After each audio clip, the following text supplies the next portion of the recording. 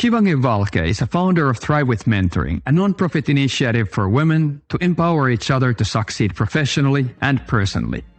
Shivangi has also trained and coached leaders and leadership teams in over 40 countries for organizations like Google, Airbus, Johnson & Johnson, Syngenta, Roche, and Pfizer. She's a master trainer, leadership branding coach, and recently a TEDx speaker. Welcome, Shivangi Walke. Thank you so much, Aatu. It's really good to be here. How have you been? It's been a while since we actually talked last time. I know. Well, it's been great. Like you said, just finished my recent TED Talk, and work is as busy as ever. And of course, Thrive is now expanding to many different locations. This year, we went to Africa, to Nairobi, and to Tel Aviv, to Israel, besides all our European launches, etc. So yes, it's Thrive is thriving, and I think I'm thriving too. Have you been personally traveling a lot or staying in Switzerland? Well, I think the first half of the year, yes. Post-summer, it's a bit lesser. But I think it's coming now again. Q4 is crazy again, including California. I will be in Los Angeles in December. Oh, yeah, and I'm going to go out of here in a couple of weeks, so we're just going to miss each other, right? Miss each other, yeah. You mentioned Thrive, so I'd like to start from Thrive with Mentoring.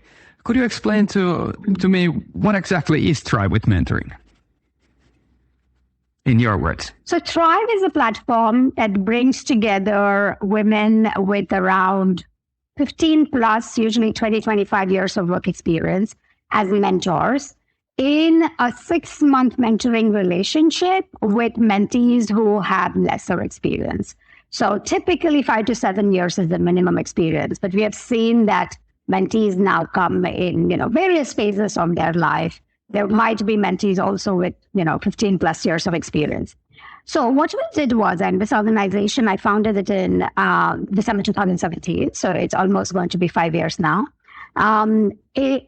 I really had this desire because of my own experience during this, during quite a challenging phase in my life, that women-to-women mentoring seems to somehow click. And I also wanted to actually democratize mentoring. I'm a leadership development and talent management professional. I've done that for a couple of decades in multiple corporates.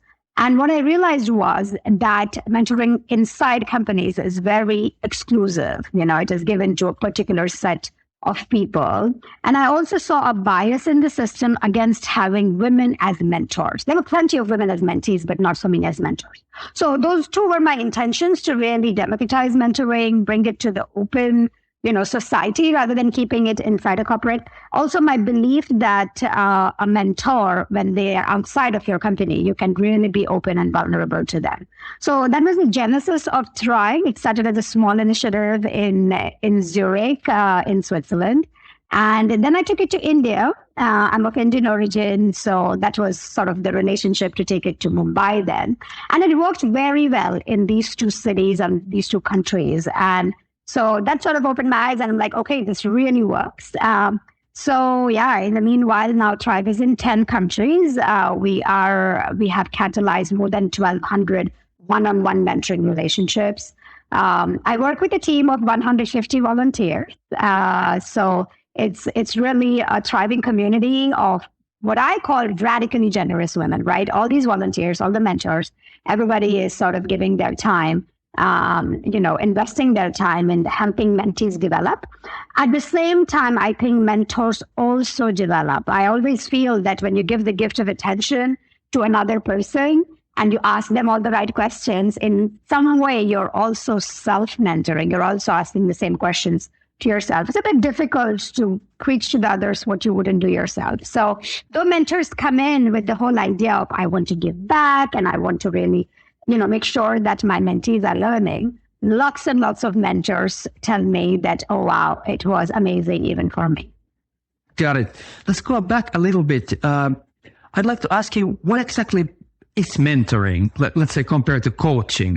Why is it important? What does it mean to have a mentoring relationship?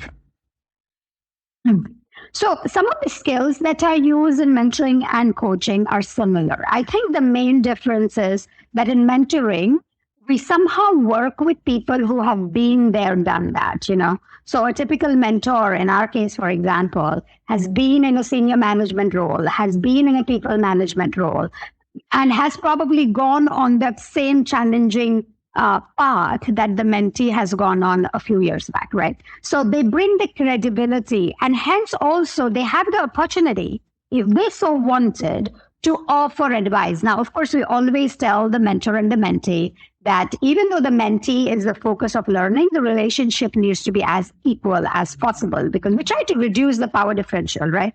Because that's what opens up the mentees. I think one big difference between mentoring and coaching is that in mentoring, you could and you should offer advice. The other thing is that usually coaches work with more deeper level psychological issues. It might also be that most good coaches would have studied coaching for many, many years, and they would be certified, they would be evaluated. There's like a whole process where they have put in hundreds and hundreds of hours to be certified as a coach, So I do coaching, by the way, in my professional and non-commercial pursuits. But mentoring is a little bit linked to intention and your own experience. We do not expect that a mentor has a certificate, has been, really studying psychological aspects of personality, etc. So because I wanted this to be a democratic process, I chose it to be Thrive with Mentoring rather than Thrive with Coaching. The professions are like sisters, right? They would use similar skills. Both a mentor and a coach would use questioning, to create insights. They would use paraphrasing, summarizing, helping the person open up, create psychological safety. So the skills might be quite similar, right? And in fact, 20% of Thrive mentors are certified coaches, but the remaining 80% are not. Got it. Why do you see mentoring as a very important impact that you want to create? Why do you want to scale up mentoring in this world? So I have decided to be in this niche of women to women mentoring rather than just mentoring, though I do feel that just mentoring is also fabulous. But I really believe that women to women mentoring can be a key vehicle to create gender equality in the corporates. I mean, typically Thrive is focusing on women working in corporates, right? And what I noticed is I have, in my corporate roles, I have installed many mentoring programs inside companies. And what I realized was these were, of course, gender agnostic. And there were two things I realized, right? One was that they were excluded. The other was that because the mentors were leaders in your own company, instead of opening up and being vulnerable, the mentees were trying to show how good they are. So they were not being very, what's the best way to put it? They were not being very open. They were not really showing the shadow sides of their personality. So that was sort of my intention, to get people, mentees, in this case women, getting them mentors outside of their company. So they could really open up and they could really show what is bothering them and be really honest with the mentor. And I really believe that this has a very interesting impact, because women who then become mentors, I believe, they also become good people leaders for their own teams. Because typically when you're a manager, you have a very heavy role of managing performance. Not too many managers are able to move beyond just looking at your employees as resources and as people who create performance for you, and make that shift into also helping your team members to develop themselves, to grow themselves, right? And I think that's where this sort of mentoring creates a very generative impact. Once you are a mentor and you actually see the amount of impact you have created for somebody who's not even in your own company or team, and then I think there is a little bit of shift that you also bring to your own team members and the way you interact with them. A lot of mentors also tell me that it's very useful for them to understand another generation, the way they tick, because there's so much openness. When there's this formal manager-employee relationship, I think a lot is not said, and people sort of show this facade. They show a picture of themselves with a mask. They show what they want to be seen as, rather than who they really are. And I think that is something that mentoring breaks through. And as you know, I mean, as human beings, we're all seeking validation. We're all seeking recognition. We're all seeking to be, to be celebrated for what we are and who we are, for our strengths, and maybe also, be acknowledged for where things are not working, and that it's okay to keep developing. What is the difference between women-to-women mentoring and mentoring in general? How are the relationships different when it's just women, in opposed to when it's men also? Sure. This is a question often posed, and I have plenty of men friends and men who are in my network who are like, even we need mentoring, and I'm like, sure. And there's a lot of mentoring that's happening beyond Thrive, right? What I noticed, and I think that's now extrapolated. So I had this experience of going through a really tough situation in my career. I talk about it in my TEDx, where I came back from my maternity to be told my job doesn't exist, and that really could have taken me to a very difficult space. But I had an amazing mentor at that time, and she really helped me to think through. And I think what helped in this woman-to-woman mentoring relationship was that she not only understood me as this, very ambitious corporate leader, but she also understood me as a new mom. And I think that whole lived experience bit works very well in the women-to-women mentoring. So what Thrive mentors and mentees, I think, have as a gift is that they have the same starting point. As women, we face various biases that maybe men don't face as much. For example, one of the big biases and the double standard, as I told you, is women are, if they are assertive, then they are called to be, too bossy and too aggressive. Or you go to the other end and they're considered to be wallflowers and sitting pretty and not contributing much, So when you're a woman and you are successful and you're going up that career ladder, then it's like you cannot do too much of something. You cannot do too little of something. It's a very, very thin line that you have to be always walking. And I think only a woman who has also experienced that more in their bones rather than just cognitively, because of course, when I explain this to you, Aatu, you will understand it, but your understanding is much more cerebral. Whereas if you are a woman, and I think that's what we hear with a lot of women, then you have experienced it yourself, and you have felt it at an emotional level. And as I said, you've felt it in your body. So when that happens, I think that just connects these women, that experience, that question mark of when is the right time to have a child, when is, how do I balance my family and my career and all of that. So I think this whole similar starting point, I would say, it creates a great amount of psychological safety. And that's why we have these exemplary number of transformational relationships in Thrive, because it's as if a lot of this unsaid, more cultural, systemic aspects, they are already sort of at the same starting point, and they can build up from there. Now, I'm not saying that you cannot have amazing male mentors. Of course not. I always tell everybody you should have a board of mentors. You should have a mentor for various strengths that the mentor brings. And with Thrive, you get a woman mentor. You probably get an experience of a formal, structured mentoring relationship. Because as you know, there's a lot of informal mentoring happening. We really want it to be formalized, create a mentoring contract, talk about goals, track how you're progressing, and measure your success, right? All of that formal mentoring process, all these self-thrivers, that will give you the experience. And then please go ahead and get many kinds of mentors for you. That will be useful for you. I see. How did you told me about your situation that you mentioned in your TED Talk as well, that you came back from your maternity leave and your job didn't exist. How did your mentor exactly help you through the situation? I'm sure it was quite intense. What happened? It was really, really intense. It was very intense, right? Because I was headhunted into that job. And I had performed amazingly well before I left on maternity. So it was nowhere in my consciousness that this job may not exist when I came back, right? And of course, I say fired. It was not like I was fired. The role was gone, right? It was redundant. The role didn't exist in that company anymore. But it was a complete shock for me because I was gone for 6 months away from that system. And what I started thinking was, oh, maybe I was not so politically savvy. Maybe I should not have been away for 6 months. I should have really kept connected to what's happening in the company, etc.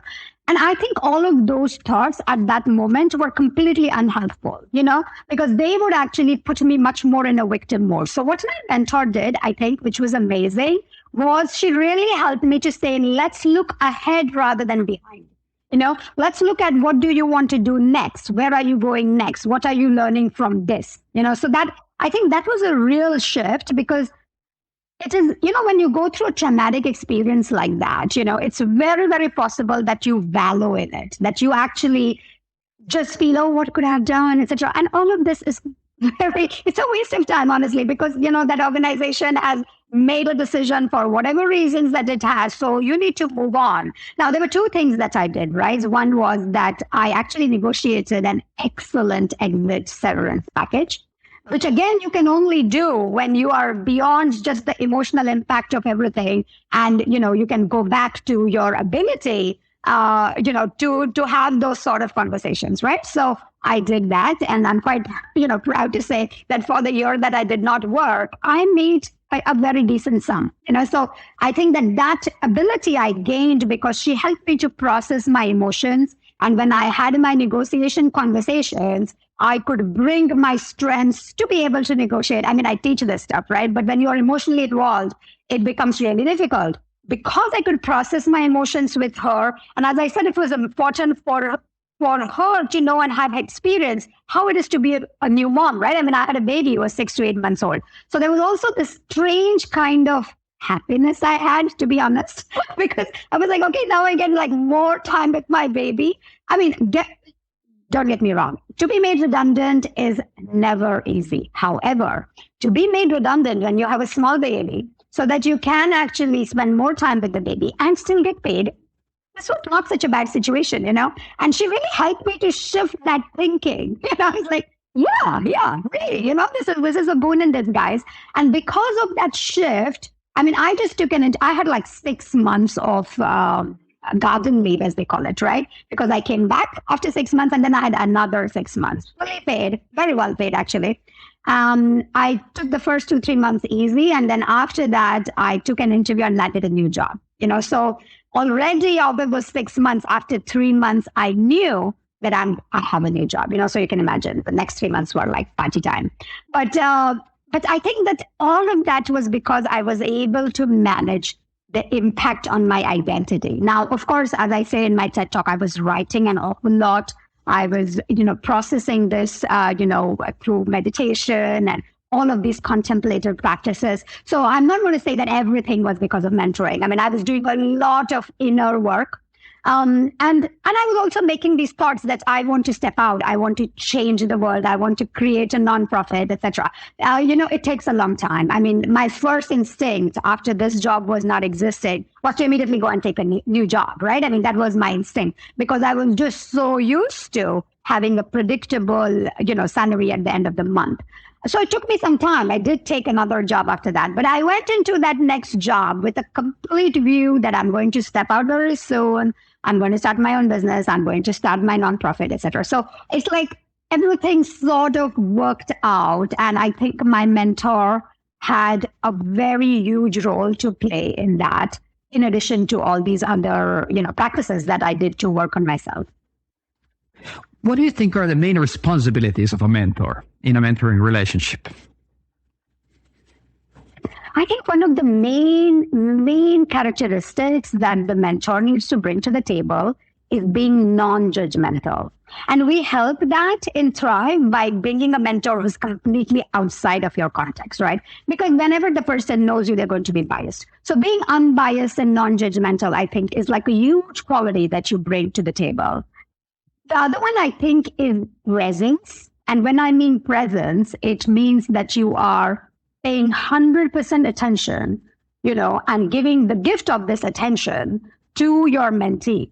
Because, and I've noticed this many times, and again, mentors tell me that just having this ability to create that sort of a psychological safe zone where the mentee can express, what their fears are, what's not working, etc., and process that with the mentor, that itself creates new possibilities for the mentee to go on another path.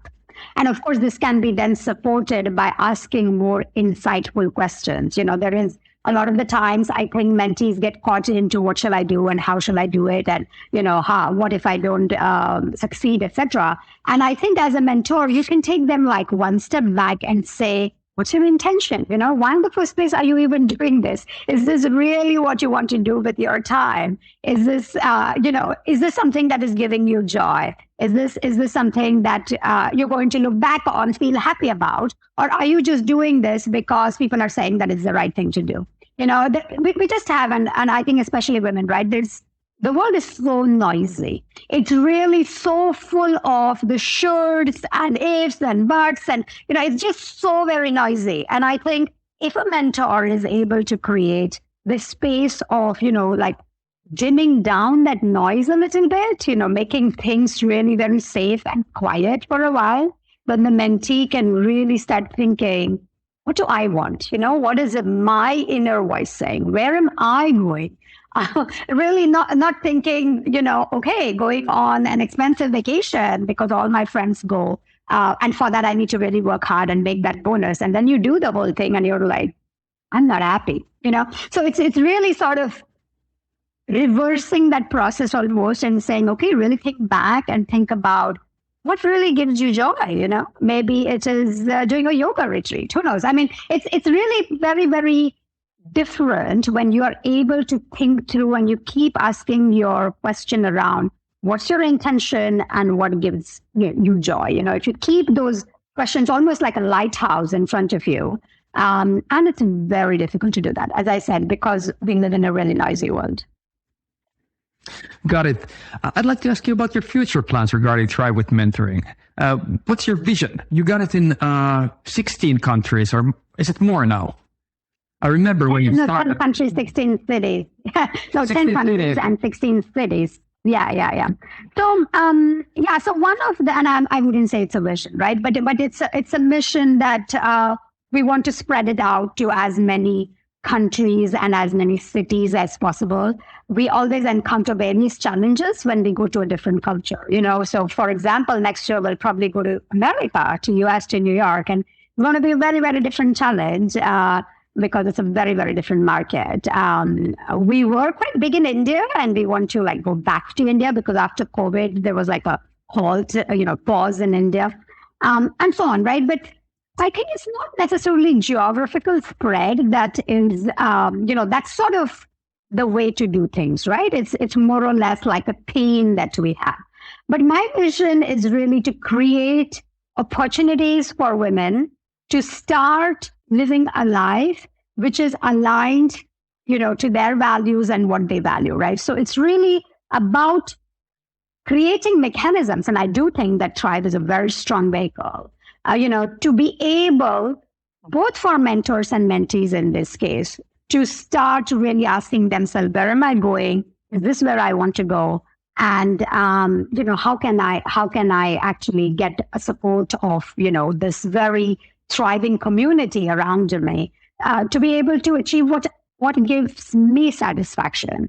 So, I mean, that's like a continuous journey. And for me, I think one of my elements of my vision is to create these communities that can support themselves. Because as you know, mentoring is very powerful. It is yet a one-on-one relationship. So it's quite difficult to scale it the way we have done it at Thrive, right?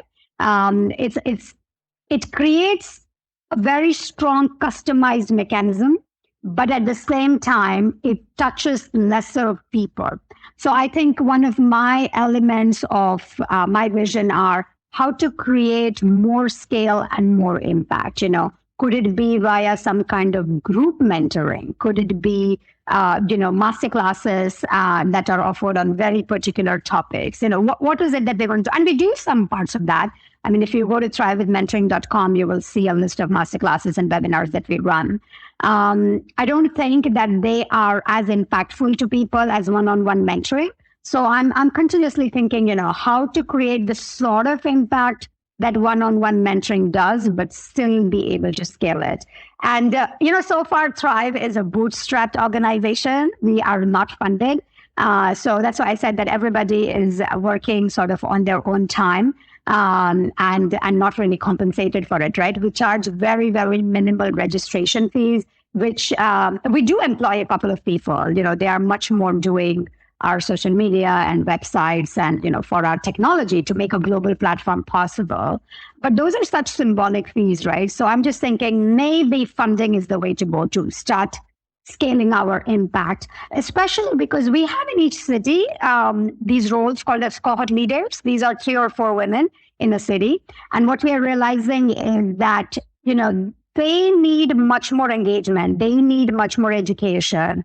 And because they invest far more time than, let's say, being a mentor at Thrive is a bit easier than being a cohort lead. We're just thinking if there are any kind of other mechanisms, that we can use. So funding remains a topic now. It has become a topic now for Thrive. I know that most nonprofit organizations are usually, working on funds. So we've not done that so far. And I think that maybe in 2023, that's the way to go. Got it. You left the corporate life and started a life of an entrepreneur and working with Thrive mostly. But do you still see that through Thrive, you're affecting corporate cultures of people who are being mentored or who are mentoring other people? Do you have effect in cultures of corporate still? So Thrive is not the only thing I do. Thrive is my passion project, but I continue. I have a leadership development consultancy and executive coaching practice, right? And through that, I am working continuously with corporates and corporate leaders. So I do 2 different things, right? One is I am helping leaders to build their own leadership brand. And when I say leadership brand, I have a very specific understanding of what that means, right? I'm sort of bringing together 2 areas that I consider myself to have reached, quite an expertise in. And that is leadership development and personal branding. Now, these are usually done by completely different people with completely different skill sets. Whereas I realize that that's the unique blend that I bring. I mean, I've been in leadership development for almost 25 years now. I have created leadership development initiatives for hundreds of corporates, and you name some of those big names, right? But I also work with a lot of smaller organizations. In fact, I've just started working with a startup that is struggling after raising a lot of funds in terms of, founder conflict, problems with their culture, etc. Right? So these problems are at various levels, not just large corporates. Even startups have these issues when they are funded beyond a particular level. So working with leaders to create, this idea of what is my leadership brand? Who am I as a leader? What do I want to bring to my people? I help them to develop as leaders and I help them to brand their leadership style. Right? So that's sort of the individual work I do with very few leaders. Now, what I do with corporates is a bit different. I actually work with them on certain leadership skills. I mean, my pet peeve, as you know, Aatu, is how to have difficult conversations, because I realize that this is very challenging for a lot of people, because a lot of people, and not just a lot of people, as humans, I think we are conflict averse, we want to retain harmony, and we have all of these challenges around how can I be really open to somebody, but at the same time not destroy my relationship, right? So that's where, that skill around leading those kind of crucial conversations becomes really important. I'm very keen to understand and work on the idea of influence, especially influencing systems. How do you influence behaviors of a group of people? And some of these same skill sets inadvertently have flown into Thrive, right? I have created this organization with very little apart from the power of communication, really. So I think that whole idea is what I then bring to corporate. And with leaders, my focus now is to support them on creating cultures of abundance. What do I mean by that?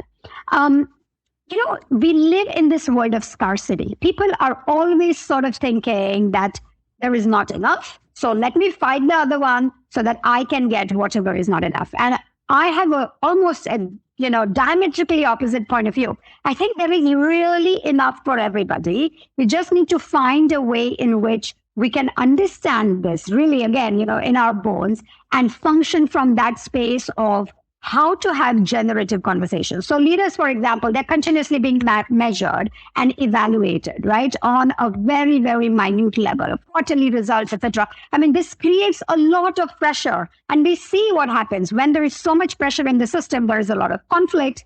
And even though people know what is the right thing to do, they don't do that because they believe that it's going to backfire on them. The other problem is that they don't see too many role models. They don't see other people who are taking that behavior, coming from this space of generosity and abundance. With Tribe, I think we have created that mechanism. I mean, I don't know if you know that, but there is a lot of narrative, even in the, even within the women, which say, a woman is a woman's worst enemy, and all this sort of thing. I think that's because, again, there is the system of scarcity. The belief is that there will be only one woman who will be sitting on that executive board. That's not true. There can be more than one woman, but you just have to be ready and be ready to support each other so that there are more women at the table, right? So that whole idea of how to create mechanisms, how to create this inner sense of abundance, freedom, so that you can create generative spaces for other people, have those conversations that you need to have with them. That's sort of my work with the corporates. So are you saying that the culture of abundance can be created by chasing the beliefs of people in the corporate? That is my contention, yes. But I do know that it's not enough to just work on beliefs, right? Beliefs are a starting point. So in my coaching work, as I said, with the leaders, I do work on their beliefs, their value system, what good looks like, coming back to intention and what gives them joy. So that's sort of, all those things are very related. When I move to like large corporates with larger groups of people, then I think that there is also a huge place for simply what I call behavioral training, right? What are the behaviors that you should be exhibiting? It's because with large groups of people, it's a bit more challenging to work on belief and values level. So we start with behaviors. And then once you train behaviors, I think it becomes a bit more easier to start looking a little bit under the hood, so to say. And I think that's more helpful. Sorry, what do you mean by training behavior? A lot of the training that I do in terms of, for example, difficult conversations or influencer, it's really focusing a lot on behavior change because behaviors are what people see outside. Right? The beliefs and value systems are inside. Sometimes I have seen that people hold different sorts of beliefs than the way they behave. There's a disconnect. And the disconnect is because they believe that this sort of behavior, and usually it might be behavior that comes from a very scarcity sort of point of view, is what is needed to, quote unquote, survive in this system, So it's not even that their belief system is actually promoting that sort of a behavior. They just believe that that sort of behavior is needed. And let me give you a concrete example around that, right? In teams, for example, they might hold a value that I like to collaborate, I like to help other people, etc. Right? They might hold that value.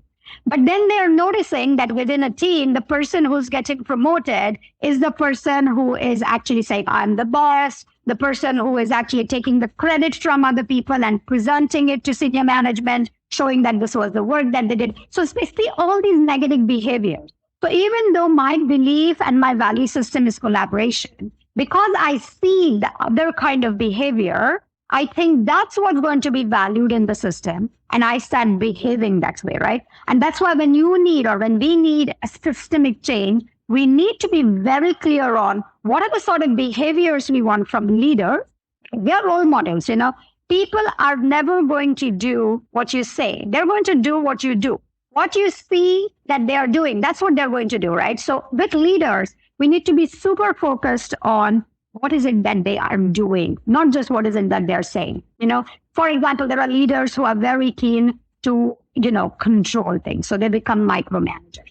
Why? Because usually they come from the space that they know best, that they know how things should be done. And maybe they do. But when we train them to be leaders, especially people leaders, We need to change their mindset, and we need to say your behavior should be such that you are really delegating. What does that mean? That means you're not continuously checking up on people on what is it that they are doing, how is it that they are doing, which mechanisms are they using, when is it that it should be done. I mean, all of that is a perfect way in which you demotivate somebody, right? So the behavior cannot be that the behavior of micromanagement needs to be understood by the leader, and they need to be helped to show different behaviors, not just go and talk in a team meeting and say all the good things and, show all those slides and then behave in a way that is contrary to that. So that's what I mean in terms of behaviors. In organizations, there are very complicated competency frameworks that a lot of people do not understand. But the intention behind these competency frameworks is quite interesting. It actually reflects the sort of behavior you want to see. It's just that there is too many and people get lost. So I think if organizations are able to create mechanisms where they say, these are the top 5 behaviors we want all leaders to continuously show, they can really bring about a change in the way the culture will be, because then people see those behaviors from their leaders. They see that, if a leader is collaborative and they're actively helping somebody else without getting, any kind of, let's say, remuneration or any kind of recognition for that, that will be much more visible to the employee as compared to, lots of organizations have these amazing slide decks, right? And then you go inside the organization and you see completely contrary behaviors. So that's why I really feel that, whoever is working on creating cultures of abundance need to define, how does this culture of abundance look in the context of my industry, my organization, my team, and me, and define that and make it visible so that people can really then follow that kind of behavior. And then offer people opportunities for what I call deliberate practice, right? Because behaviors which are outside of your comfort zone, they are not very easy for you to do. That's why trainings become interesting, because you allow people to practice this new skill, this new behavior they learned in a safe setting, with the hope that they will transfer this into their day-to-day life. That's why I also work with organizations on a long-term basis. Starts with a skills development training, but then there's usually a plan. What are we going to do differently? And then there are quarterly follow-ups, etc. Because behavior change takes longer. I see. I wanted to ask, what are the metrics to measure the success of building and culture of abundance in a corporate? What should we measure when we try to achieve that? That's a fascinating question. I mean, there are lots of cultural metrics tools available. I think one of the simplest I like is, what Gallup does in terms of its engagement, right? How engaged people are in terms of working. I mean, there's been so much talk about what is called as quiet resignation. I don't know if you've heard of that, where people are not really resigning from their jobs. They just resign in their mind. That means that they do the least possible for their job without telling anybody that they're disengaged or anything, right? And they focus their energy and their time on whatever it is that they want, right? And I think the pandemic sort of completely accelerated that phenomena, because a lot of people had the time, energy, and maybe even the possibility, because of the lockdown, to look deeper into themselves and what is it that they want, right? So that's where it has become interesting. And that's why I think the engagement levels in organizations are low. They always have been. And I'm not saying that quiet resignation has not happened in the past. It just seems that it is much more recognized now. So in terms of measurement, sometimes measurements can be challenging, because we tend to measure what we can measure rather than what is important to measure. And a lot of the time, my belief is that the things that are important are difficult to measure.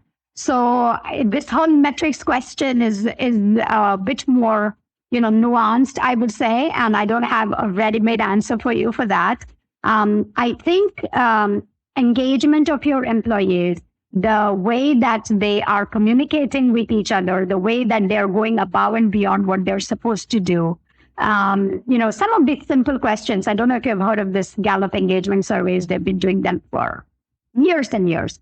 And I think those are still relevant, Of course, organizational culture, and I have worked with a couple of organizations, you can actually start getting very sophisticated around that, where you will have a very customized approach to the sort of culture you want to see. For example, you want to see a culture of innovation.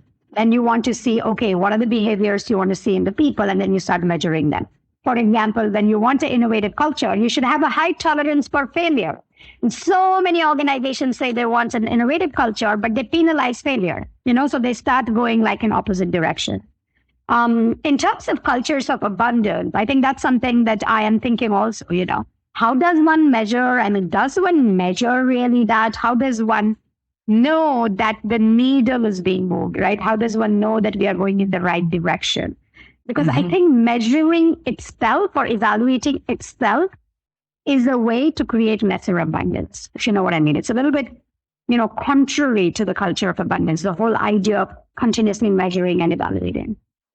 How do you recognize the culture of abundance? If I walked into a corporate building and I look around, how can I identify that? Okay, these guys got a culture of abundance right here.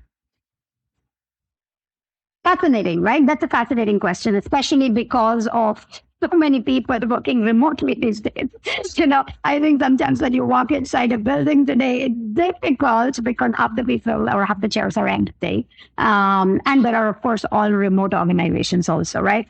Let's imagine that it is one of those days, when an organization is doing 2+3, and this is the 2 days that everybody's supposed to be at the office. So let's assume that that is our context, because I do believe that when people work in the same physical space, you can start sensing some of the energetic cues, So if you were sitting there and observing, you'll probably notice that there are people having conversations that something can emerge through that was not already planned, right? I think this is the biggest challenge in my, eyes for remote working, because you plan a Zoom call, you plan the Microsoft Teams call, you need to already specify what the agenda is, and then you need to tick away your agenda point. So what you create is what you already knew. Whereas if you are in this setting, and hopefully a culture of abundance shows a setting which is friendly, whatever friendly means for you, right? There might be color, there might be, the space for movement. You're not like stuck in cubicles, or you're not. I recently visited an office which was like so gray and doomed. And I was like, oh my God, it was like no color, nothing on the walls. People had large space. I mean, that was good. Very big desks that people had. But it seemed as if individuals were on their own islands, because they started suddenly, it was still open space, like 5-6 people in a large gray room, and everybody was sitting there, focused on their computers. And I was thinking, my God, that would be so depressing, right? So yes, I am not suggesting that everybody can afford to have Google kind of offices. Google is one of my clients. And of course, whenever I visit their buildings, it is really a pleasure, especially their cafeteria. They're just so buzzing with possibilities, right? So yes, what is your definition of spaces? A very good architect friend of mine, he showed some imagery where he showed how you can create physical spaces that can promote movement and flow. Because depending on where people are, they speak differently, different kinds of connections are caused, etc. So I think if you are going there, like as a neutral observer, just the structure of the space can start showing you how much attention has been put in terms of creating collaboration and allowing something new to emerge rather than what was already in people's heads. Because if you create those possibilities, that's where I think innovation happens. That's where things happen which are a little bit different than what we always used to do. So I think that sort of start giving, and probably there is going to be like a buzz, like a hum, that you hear when you're there. Because people, I don't know if you have experienced that, I have 2 sons, and my 10-year-old, whenever I go to his school classroom and even on my way to school, there's something that hum in schools, there's this lovely sound of children playing and interacting, etc. I wonder if there is like almost a corporate equivalent of that, that hum, that sound of that sound of connection and play and something emerging that was not already planned on a slide somewhere. I know I'm giving you probably very fluffy answers, but I think that's sort of what I'm thinking of in terms of a culture of abundance, that it creates possibility. Got it. How do you see the corporates themselves benefiting from creating cultures of abundance? What motivates them to do it? Is it productivity of the employees that's the end goal from the point of view of profit? I really feel that the current corporate model is broken and nobody is really acknowledging it. But you can see this whole idea of evaluating, measuring continuously, pushing people to do more, not having, clear boundaries in terms of work time and play time or leisure time or even family time. I mean, this push culture is not working. It's very clear that this is creating more conflict. This is creating more gaps between the haves and have-nots. This is creating all sorts of mental health issues that were unheard of. And I'm saying unheard of because probably they existed, but they were just not spoken so openly about. This has to change. This way of working that you're so used to, where somebody higher up is going to be measured on their quarterly results. So they start pressurizing people below them, then pressurize people below them. It's not working. It's a broken model, right? So what is possible? How can we do things in another way instead of operating from scarcity, evaluation, measurement, to really looking at generation, engagement, and innovation? These are almost like flip sides of the coin. And I think people would know what they need to do if they really sat down and clearly in their minds created the intention on what is it that we want and who is it that we are going to be most responsible towards, right? Because if you are running a company which is completely linked to pleasing your shareholders rather than all your stakeholders, including the most important set, I think, which is your employees, you're going to run the company differently and you see that, right? I mean, I have some clients who are also doing really well. It's not that they're not doing well on the market, on the shareholder market. They are, but they are very clear in their mind that they are not in it to make, their market cap the highest. They have equal, if not more, responsibility towards creating a space where thousands and thousands of their employees can thrive. So they function differently. They do not have these vision and mission statements just, to put on a slide somewhere, but they've given thought to that. They actually bring it at various, levels of management and leadership, but also everybody is there who's in there has that experience because they sense that intention, and the intention, the way it manifests in different organizations, different contexts will be different, right? Because the sort of opportunities, for example, a startup can create in terms of, throwing evening pizza parties, etc. Probably not something that immediately a large corporate can do in that way, right? So again, I think, but the intention is the same. The intention is giving a lot of importance to the people who work with you and not just the people, who are managing your financial future. Got it. I'd like to ask then the long-term effects of creating abundance in the corporates. How do you see what happens in decades of time if a lot of corporates will do that? There's a very interesting piece of research done by an author called Jim Collins, and this book came 68 years back, I didn't remember, where he tracked actually companies, he said from good to great, right? So how do companies which were good, they became great? If you look back, a lot of those companies actually are gone. There are no more companies, but some of them have stayed.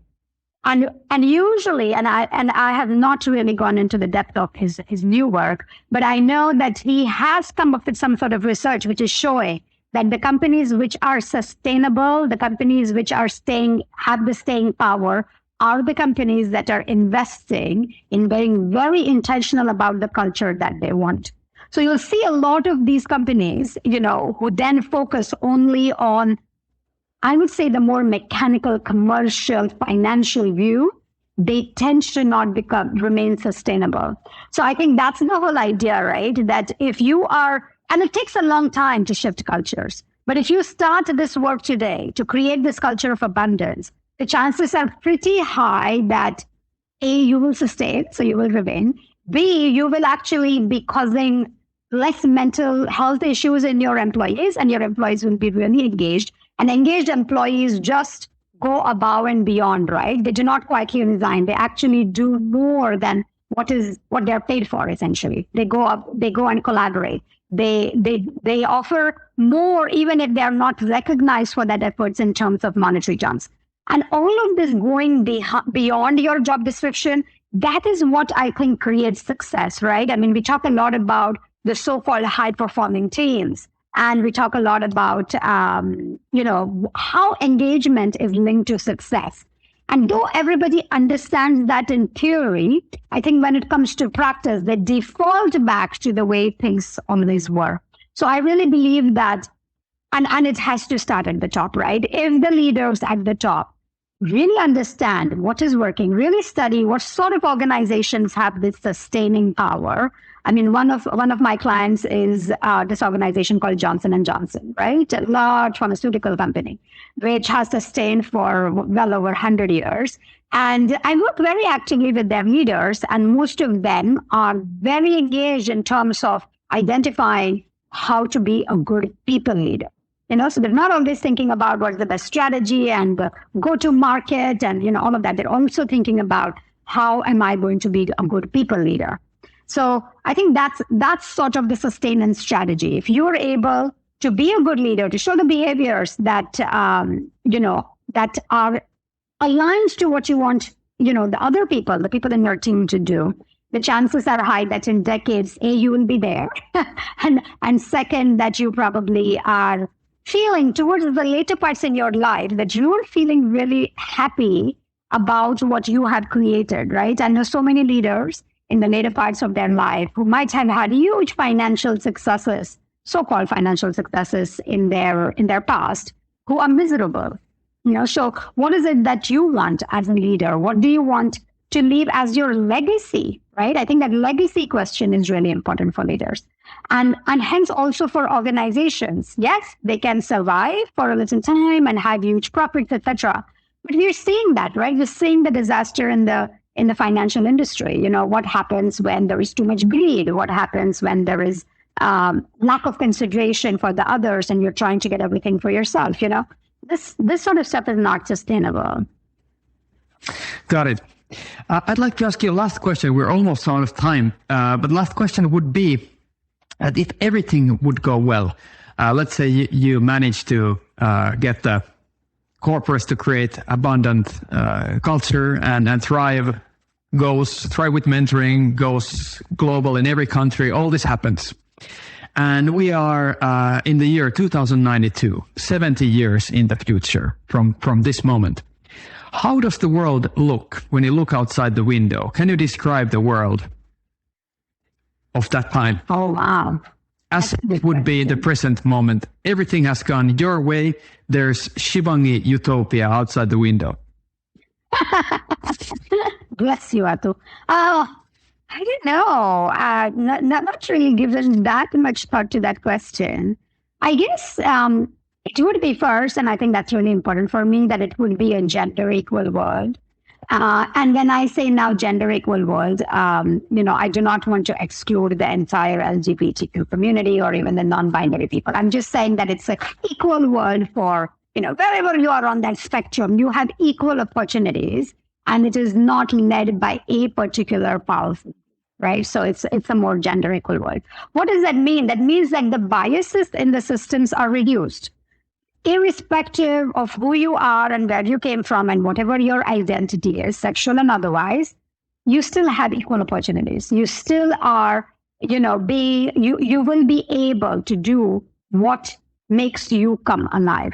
I mean, I have this whole thinking in my mind, and some of it, a lot of it, I would say, is coming from a very ancient and extremely well-studied text called the Bhagavad Gita. I don't know if you have heard of that. It's a very profound text, and there are so many scholars. And by no means will I say that I'm a scholar in that text, but that text really informs me what I think is a vision of utopia, because it is where everybody can be aligned and do the sort of work that they were born to do. Because I mean, our life and our work, I feel, are very enmeshed with each other. Our identities very much formed by the sort of work that we do. And a lot of the times today, it's very difficult because we say, I'm not going to do what I really like to do because I'm going to do what will make money for me.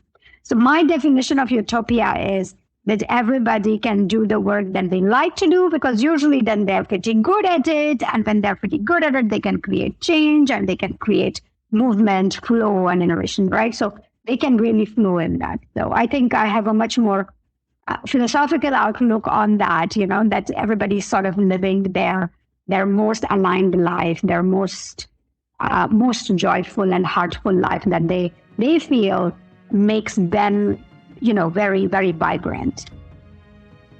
Got it. I think a beautiful answer. I think that's it for today. Thank you, Shivangi, so much for this conversation. It's always a pleasure.